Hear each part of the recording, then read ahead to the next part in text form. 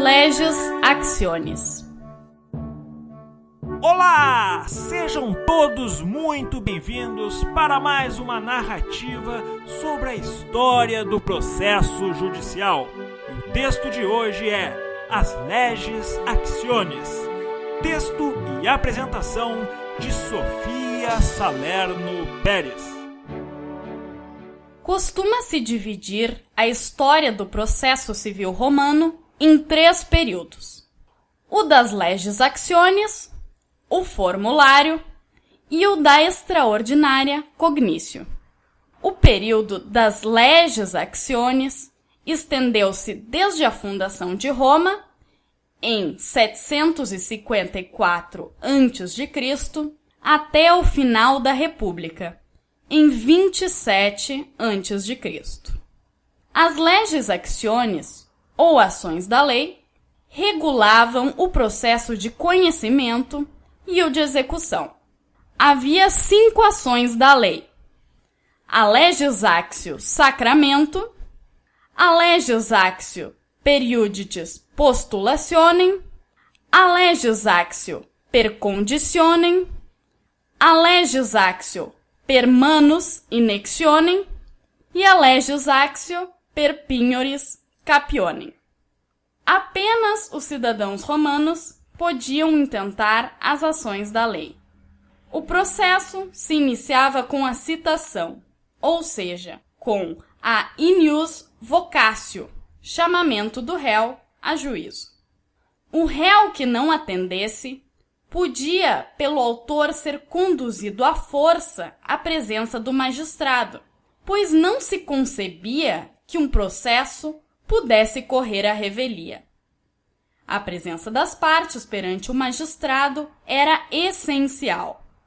Comprova-se a importância atribuída à presença das partes no julgamento pelos trechos da Lei das 12 Tábuas que regulam a citação. 1. Se alguém for chamado a juízo, compareça. 2. Se não comparecer, aquele que o citou tome testemunhas e o prenda. 3. Se procurar enganar ou fugir, o que citou poderá lançar mão sobre o citado. 4. Se uma doença ou a velhice o impedir de andar, o que o citou lhe forneça um cavalo. 5. Se não aceitá-lo, que forneça um carro, sem a obrigação de dar-lhe coberto.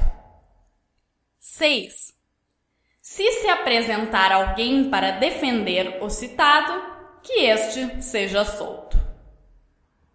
Comparecendo perante o magistrado, cada parte solenemente afirmava o seu direito, nas ações que hoje se diria de conhecimento, isto é, na leges actio sacramento, na leges actio periuditis postulationem e na leges actio per conditionem.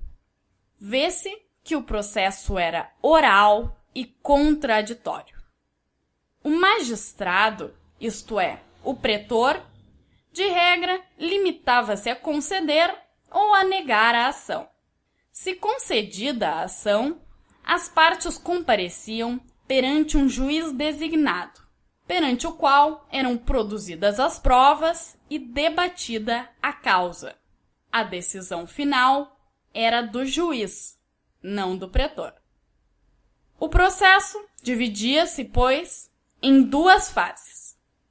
A primeira, in iure, perante o pretor, que concedia ou negava a actio. A segunda, in iuditio, perante o juiz, que julgava a causa. Se o juiz não formasse convicção, podia declarar sibi non liquere, isto é, declarar que não podia ver claramente, com isso abrindo mão de seu encargo, devendo-se designar-se outro juiz. Observa-se que esta é uma exposição simplificada, não abrangendo todas as nuances possíveis, mesmo porque são poucos os registros históricos a respeito. A divisão do processo em duas fases, uma in iure perante o pretor e outra in iudicio perante o juiz, manteve-se no subsequente período formulário.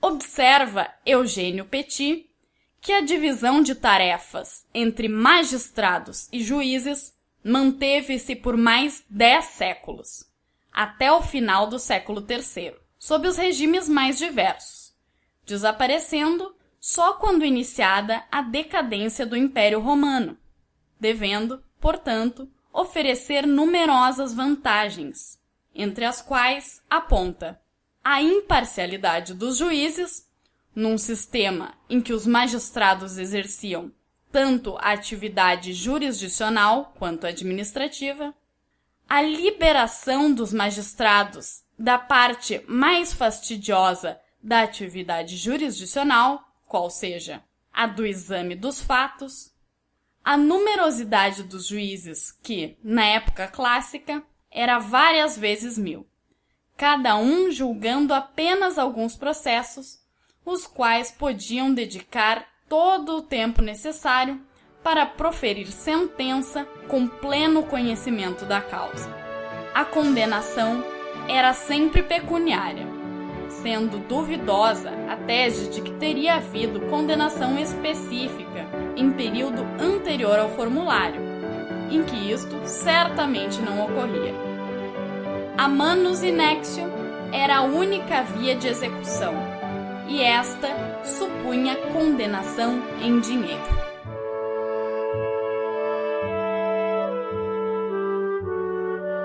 Agradecemos mais uma vez a todos os ouvintes que prestigiaram a história do processo judicial e tivemos hoje o texto As Leges Actionis.